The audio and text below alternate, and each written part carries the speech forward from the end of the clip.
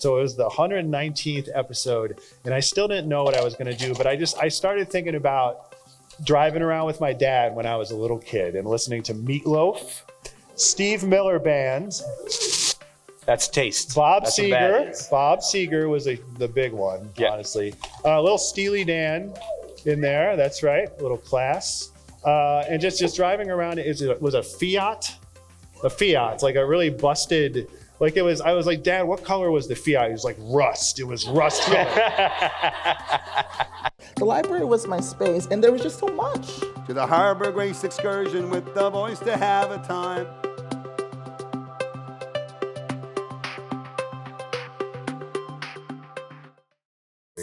I mean, I don't know about you guys, but like to me, I was listening, and still am listening to a podcast that is a memoir, and music is sort of the wallpaper that gets us through this.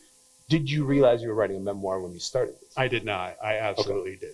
Yeah. You know, and I think that what changed is I started the feedback I was getting. Like I've been a music critic for 20 years, you know, and like Drake puts out a new album and I stay up, you know, past midnight and listen to it 5 or 6 times. And I write my little 1,000 words. Sure. And like 5 people on Twitter call me an asshole. And like, that's my job.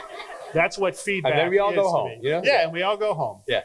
And so, but there was something so strange and so touching and so shocking about the feedback that I started getting from this show. Mm-hmm. And they seemed to be reacting to the more personal, the more memoiristic aspects of it. I didn't expect that at all. I did not go into this thinking that I would talk about myself, about my family, my wife, and my kids. And by and large, I still don't. But I did not perceive of it as a memoir when I started, but that seemed to be the reaction I was getting, that people seem to be responding, you know, to these personal things. And again, it's, you know, it's not that I'm inherently interesting, but it gets them thinking about their own personal memories tied to these songs. And there's some sort of transaction here taking place. And so I sort of started leaning into that, like subconsciously, and always trying to find the line where I'm not just rambling about myself, you know, where I'm not like, you know, blabbing about ex-girlfriends or anything like this. Like I have all these sort of red lines in my head that I'm trying not to cross, but it was clear to me that what people were responding to some degree was the more personal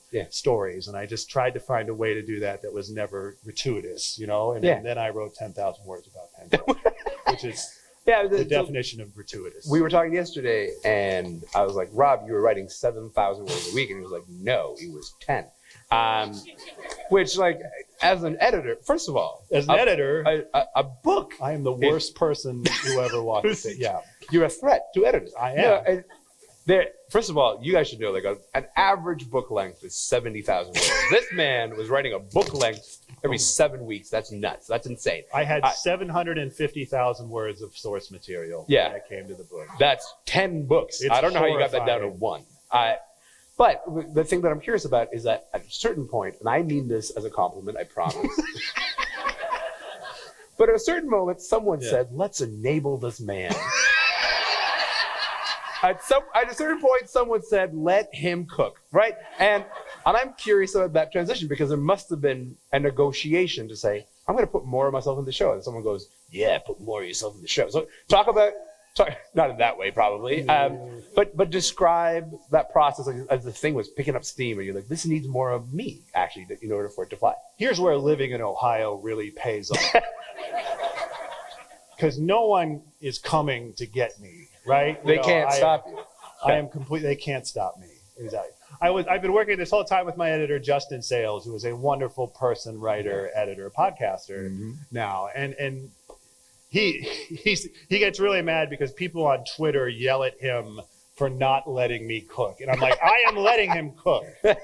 I let him write 8,000 words about whoomp, there it is. That is the definition of letting somebody cook. Yeah, the Ringer has been so wonderful and so accommodating. And so, they've just let me run with it. And I think I think it's low maintenance from their perspective, because it is just me and Justin as an editor and one producer, and we've had a few people cycle through. It's Jonathan Kerma now. I think it's a fairly low maintenance show, except for the fact that there are like 80 song clips in every episode, which I get off YouTube, but like they have to manually insert into the episode. And then a lawyer has to listen to the entire episode to make sure that I don't do anything, illegal. Because the clip can't be too long. The clip can't be too long. They're like, Yeah. can you cut this Guns N' Roses clip down to 6 seconds? And I'm like, no, I cannot. It has to be The this length. spirit of Axl Rose will Yeah. guide me, and I will absolutely not do that. So I think, I don't know what what my editors, what anyone's expectations for the show were. I don't think they were very high. And I think that turned out to be a good thing. In the end, like I called it 60 songs because 90 songs I thought was too long. And I thought I was going to get canceled after 4 or 5 songs, and it would be embarrassing to have a show with 90 in the title that gets canceled after 5. And 30 songs was too few, so we go to 60, which is also embarrassing to have in your title when you get canceled. The entire thought process for this was like, I don't know if this is going to work at all. And I sort of assumed that everybody at the Ringer thought the same thing.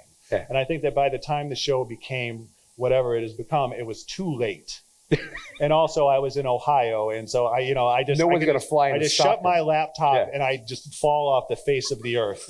As far as my superiors are concerned, they don't know where I am. I'm at Target most of the time, but they don't know that. Yeah. There's first of all, 2 things. One, it worked. Many people are here because they've spent hundreds of hours listening to your voice. The guy who introduced me was like, I really like your show. My wife really is chagrined whenever I put your show on. Like she does not want to hear a guy talk about pavement for an hour and a half. Yeah. So I don't, there's not like a universal, success, approval rate here. I think it's important to say. I get a lot of emails like, my wife really hates it, but I like it. It's like, I'm sorry. I'm sorry to wives everywhere.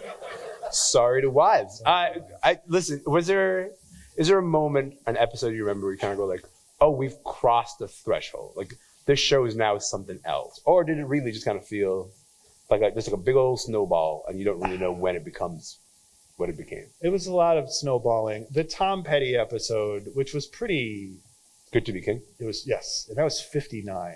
I think that was the one right before at the end. So that's pretty far along. Yeah. But that's the episode where I talk about, my kids being born and holding my kids, my sons when they're born, and singing Tom Petty to them. And, my wife, who was pregnant, had a baby right in October 2020, right when the show was starting.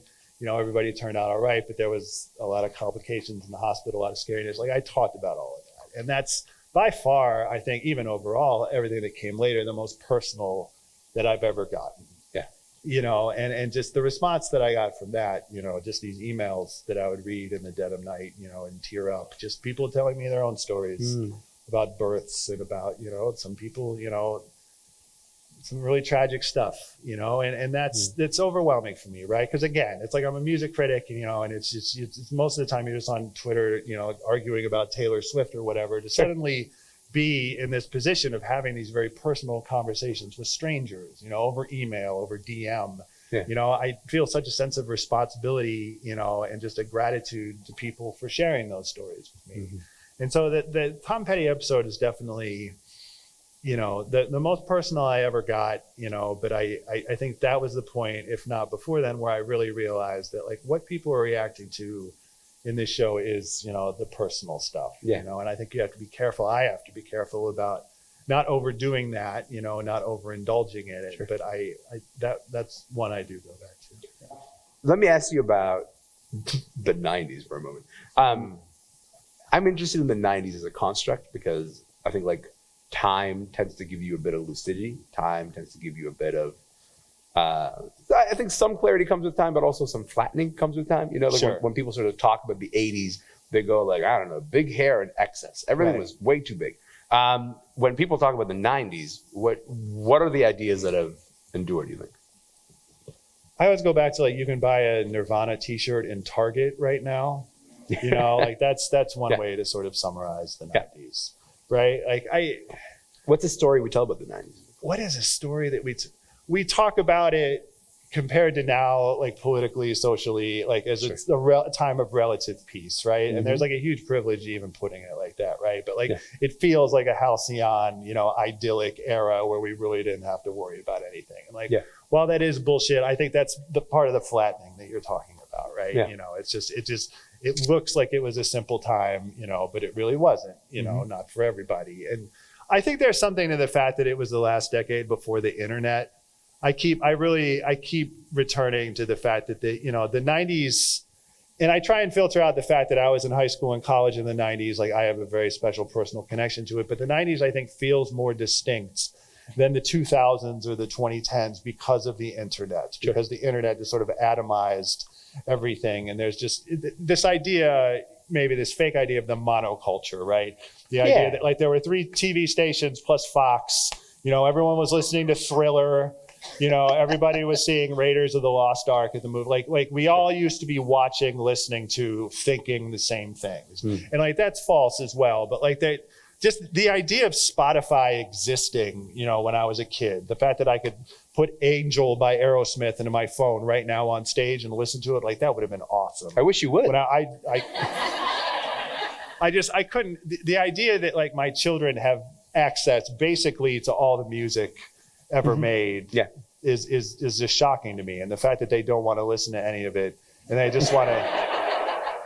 My son is 13 and he told me that he's a member of Generation Alpha, and that Generation Alpha is defined by Skibbity Toilet, which is it's like a head in a toilet and he goes beep beep beep beep. I've made it my business to know as little about this as possible. What I know is that when I was 13, it was Pearl Jam, right? I had the Pearl Jam Stickman t-shirt and the flannel, and I was an alternative rock kid. Did you hear what just happened in the crowd? They all went, yeah, Pearl Jam. That was our time. That's what happened. And now they're just on YouTube, and I don't understand what they're doing, and I don't think I like it. And I look at their internet search history, and I don't understand it. It's like, I don't even know what's bad here, but probably something. As in, you don't know how to assess it. Like, I don't know how to. You're not listening to 100 gex a lot.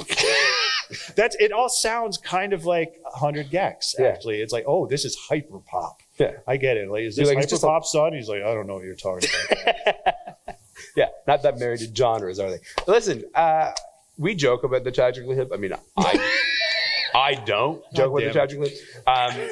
But I think like this drive of like, hey, where is this song? This outcry.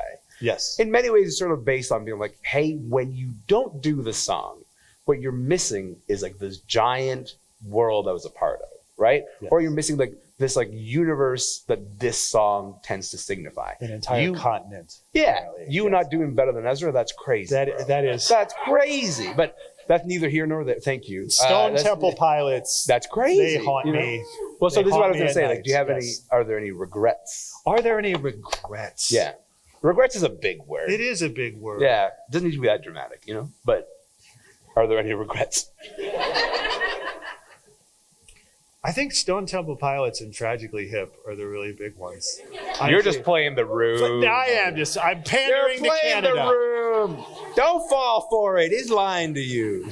The thing is, like, I can't look back at the 120 songs and find the one I wouldn't have done, right? Like, I stand by every decision. Yeah. But we came to the end, or we came within like 2 or 3 songs of the end. It's like, do you want to do 10 more as like a bit? And like we because I love bits. It's hilarious to me that the song is erroneous. The show is erroneously titled now. Still. It's great. I think it's hilarious. We almost did 10 more, and like we sketched out exactly Weird Al. And then you guys do that. That's perfect. That was a weird, perfect reaction. A weird combination of clapping for Weird Al and contempt for me. That I really appreciate. That was an acknowledgement that you fucked up a little. It is. It absolutely is. Yeah. Weird Al is going to be the last song for a long time. Closing Time as the last song was like a last minute. Really? And I'm glad that I did it. But like it was going to be, the last episode was going to be the alternative polka by Weird Al Yankovic. And it was going to talk about the 90s it was too highfalutin for a Weird Al episode. And it's like, I want to do Closing Time and just be sad the whole time instead. And that's what I did. And I stand by it. All right. But I should have done Weird Al and the Tragically Hip and Stone Temple Pilots. So you don't look at any episodes and ska and Mighty Mighty Boss Tones. Yeah? Jewel. Don't look at me, pal. You run the show. I can't do anything about this. This is about you. What were the other ones? What were there? Sarah, she came up. You see? This man is not sorry. I forgot she was Canadian for 3 seconds. Yeah. Look what happens. Yeah. She came up in the Fiona Apple episode, but she should have gotten her own episode. Absolutely. No, we know that. Jesus It's, Christ. the question is whether you know that. I thought it was going to be this bad from the beginning, and so I guess I'm relieved that it wasn't this bad for a little while before. I promised to keep it contained for a moment. But really, the question really is, what are the episodes that you would not do? And I don't think there's any. I don't think there's any. I think that there were a few times where I got overwhelmed by the source material, like Dr. Dre, right? Mm-hmm. Like there was just so much to talk about, so much history, like so much seriousness that I think if I go back and I look at that script and I can see myself being like, I got to talk about this, I got to talk about this, I got to talk about this. And that's what the episode became. Like I was sort of checking off boxes. Like Britney Spears, like I was intimidated by for so long because she's such like a moving target. And like, I was always trying to avoid like a very special episode where I suddenly get all serious. You know, like Michael Jackson is one where I was going to ask for the Michael episode. You know, I wasn't going to do it for a long time. It was just like, I can't figure out how to do this. Like tonally, I just don't think it works. And then finally, I was like, I probably got to do it. And I was like, oh, and I think it turned out all right. Like Aaliyah, right? Yeah. Like just trying, you know, having to, like I really get in my own head about the more serious, the more tragic episodes, you know, where I have this impulse to sort of keep it as light as possible, you know, and it's inappropriate too, you know, when you're talking about like Selena or whatever. I struggled with the more serious episodes, but I don't think there's any that I look back on and I think like I totally whiffed on it. You can tell me. No, I don't. I really don't think so. Go ahead. I genuinely. It's fine. All right. Well, since you asked, Yeah. no. I do think that I'm interested in the tonal shifts in certain episodes because in certain episodes you kind of enter them with the gravity of the conversation, right? Like, and by this I mean like a Coolio episode is gonna be heavy, right? Like it's gonna be a heaviness inherent to the Coolio episode, you know? I think I did that before he died.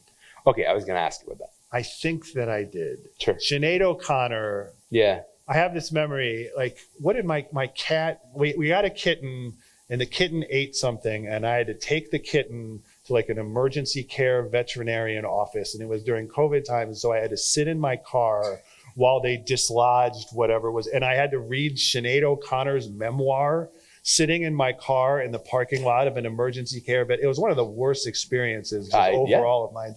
Like just the heaviness of it, right? And I think that she hadn't passed yet, but just trying to think about everything that I had to talk about with her.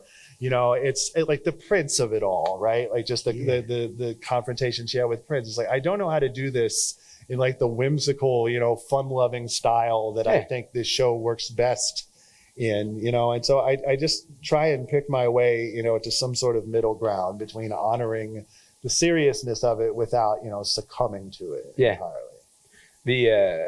I would say that like the one way that you managed to get around that quite regularly was just based on how long it took to get to the song. Which is my pal Lauren, who's sitting somewhere over there. Hi, Lauren. Introduced me to this podcast, I believe. Thank you. Lauren and I, you know, she would sort of message and be like, buddy, took him 37 minutes to get there this time around. Did I clear a half hour? I think you cleared it once, I think. Okay. I think like there was like a 32-minute. I was like, what are we doing here, Rob? This is you don't want to talk about this song at all, actually. Let me cook. Yeah, and they did. And they did. So that felt like the place where there's so much play there. Yeah. And sometimes the route that you take is so circuitous because you click on the episode title and we're like, we're starting not anywhere close to this. For example, the Garth Brooks episode. Right? The Garth Brooks. So you want to talk about the Garth Brooks episode because you were talking about it yesterday and you were like, this is one of my favorite episodes. It is one of my favorite episodes. And in front of your dad, maybe we can talk about it. Yes. It was the second to last episode, and I hesitated on it for a long time. First of all, it used to, at the beginning of the show, it mattered that Garth was not on Spotify. like for sort of boring technical reasons, but like when the show started and the song was part of the podcast, part of the episode, technically the song had to be on Spotify. Yeah. And that eliminated at the time De La Soul, which was a huge bummer, and then Garth Brooks. And De La Soul finally came up, and that was great, of course. And then of course Dave passed right when that happened, and so that turned out to be a more serious one. But Garth I sat on forever, both because, you know, of that reason, because I was just intimidated by it, like just the back catalog and the hugeness of it. So it was the 119th episode, and I still didn't know what I was going to do, but I started thinking about driving around with my dad when I was a little kid and listening to Meatloaf, Steve Miller Band. That's taste. Bob Seger was the big one, honestly. A little Steely Dan in there. That's right. A little class. And just driving around. It was a Fiat. A Fiat. It's like a really busted. Like it was. I was like, Dad, what color was the Fiat? He was like, rust. It was rust color. And just driving around. I was living in St. Louis, Missouri at the time, in Eureka, Missouri, right? And we're just driving around. We're driving to Walmart or whatever, and I'm in a car seat and I'm listening to my dad listen to the Joker, you know, and it's like, and just singing along with my dad. I don't know if he sang, but I sang. And just how lovely that was. And then when I found, it was called Common Thread. It was a CD. It was a compilation of country stars covering the Eagles. And I was like, there's a country music CD in my dad's car. It was contraband. I was like, I think I said, like, it was like finding a gun in my dad's car. It was like, that's shocking to me. It was like, Dad likes country music? And just thinking and using that as a way too circuitously. Thank you. That was the word. That's thank you. Big word. Big word. $5 word. You're the actual radio guy. Get out of here. To use that as a way into Garth Brooks, you know, as like the ultimate dad rocker and as big a rock star, you know, in the 90s as any of the actual rock stars, and just the arena rock of it all. And now just listening to Garth now and being reminded of Bob Seger, you know, and all the songs, you know, all the songs my dad loved in my youth. Like when my dad told me once that his favorite Steely Dan song, he told me about his two favorite songs. One was My Old School by Steely Dan. He's like, I really love this song. And so every time I hear that song, I think about my dad hearing that song and loving that song. And the second one was Against the Wind by Bob Seger. And the line, wish I didn't know now what I didn't know then. And he's like, I love that line. That's one of my favorite lines in any song. And I'm like a little kid, and I'm like, you know, I idolize my dad, and I am sort of absorbed that that's my dad's favorite song, my dad's favorite line in his song. And like that song becomes so important to me for the rest of my life. And just starting to listen to Garth Brooks, like that's what I thought of, you know. And so that's a way, you know, to ramble for 37 minutes before I mention Garth Brooks' name. In conclusion, I'm in Ohio and nobody can come get me and tell me to stop. Thank you for pouring me this. Oh, my pleasure. My pleasure. I sort of wondered what it must have been like to edit these if you're receiving the script and like I'm assuming at the top of the thing it says this is a song, and then you're reading 3,000 words before you say, hey, this is Bonnie Raitt that we're talking about. You know, the guy Bonnie Raitt started immediately. Oh yeah, sure. Now he Bonnie defends Raitt himself, and the Macarena started immediately. They did. There was no other way to. You had to get to the thing. Exactly. But yes. So I've been given the 5-minute warnings. I'm going to take 15 more minutes. That's just in the spirit of this enterprise. That's right. This is your heads up. You got about 5 minutes, and then I'm going to come to you, and then you ask your questions. But let me ask this. It's a question that I've thought about a lot listening to the show, and it's a question about the Janet Jackson episode. Because the Janet Jackson episode has the thing that you're talking about, in terms of being like, there's so much to talk about, and a lot of it is thorny, and a lot of it is complicated, and a lot of it is refracted through the stories of other men. Right. Whether it's Justin Timberlake, you know the one. Like I forgot who I was in front of for a moment. And Michael. Yes. You also know the one. But they don't come up. There's a restraint that I felt as I was listening to that episode that felt to me like care. That felt to me like that's what care looks like. To say, no, to do this justice and to do this appropriately, we're going to have some values around here. And the values are we are not going to tell this story using the story of those other people in her life.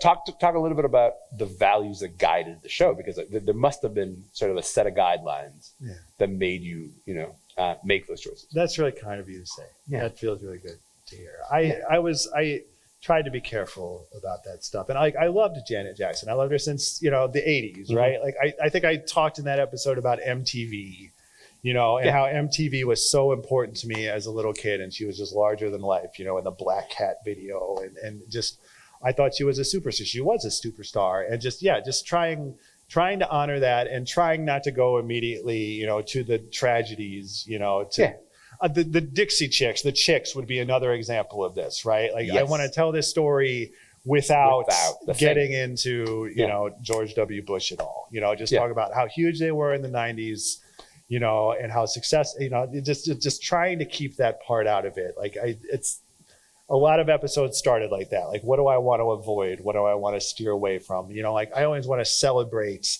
this person and this song, and not let their story become like just the tragedies that have happened to them, and that applies, again, to someone like Britney Spears. It applies to someone like Aaliyah. Those were hard episodes for me, but it's really gratifying if it came out at all, that it felt like care, that it felt like I was being careful, and it felt like I was trying to honor the person without, reducing them, to sort of the bullet point, problems or tragedies that they've had. At the risk of taking the silly goose energy out of the room, I think that's why we're all here. I think like there's something about the care of that the show took, not just with the memories, but also with the stories of artists that people really care about, because we see ourselves and our stories in their story. That felt like a lot of the show was funny, but the artists that we cared about were never the joke, if that makes sense. And I think that's a really important distinction, because it's really easy, I think, to joke about the 90s. Right. And you didn't do that. And I really appreciated that. So thank you. Well, thank you very much. Yeah. That's really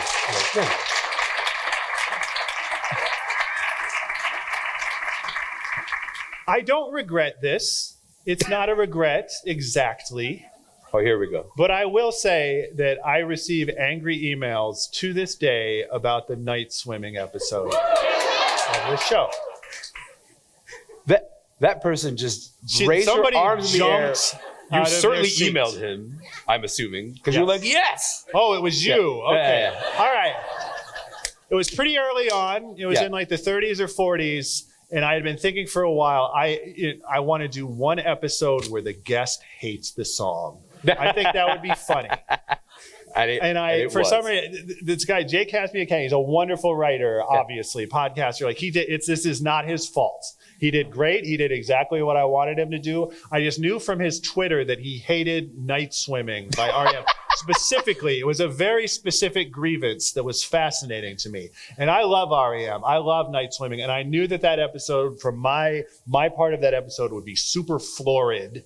Yeah. It's like, like, who cares, Rob? It's like, I need someone to come on and counterbalance, my melodrama. And so I had him go on and be like, this song sucks. And like, people are still emailing me so angry about it. And I don't quite regret it, but I do tell all those people I will never do that again. Because I do think that a celebratory tone is the right tone. Is a part of it. And I never want to be the person like, that song you loved in high school, it sucks. Yeah. It's terrible. Yeah. You should feel bad for liking it. Yeah. And people sometimes ask me like, what's your least favorite song of the 90s? And my answer is Cotton Eye Joe. But, however, you may enjoy it. It's cool if you like it. I love that for you. I really do.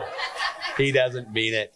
Okay, we're gonna get to Q&As, but before we do, can I just say, and I think she's gonna hate this, but can I just say, Nico Stratus was one of the best culture writers in this country, and now she's hiding her face. Writing 2 books. Hi, Nico. She is writing two books at the same time. I'm just delighted Don't do that. Here. Nobody else should do that. So she can do that. More moments of giving Nico her flowers. That's it. That was the whole thing.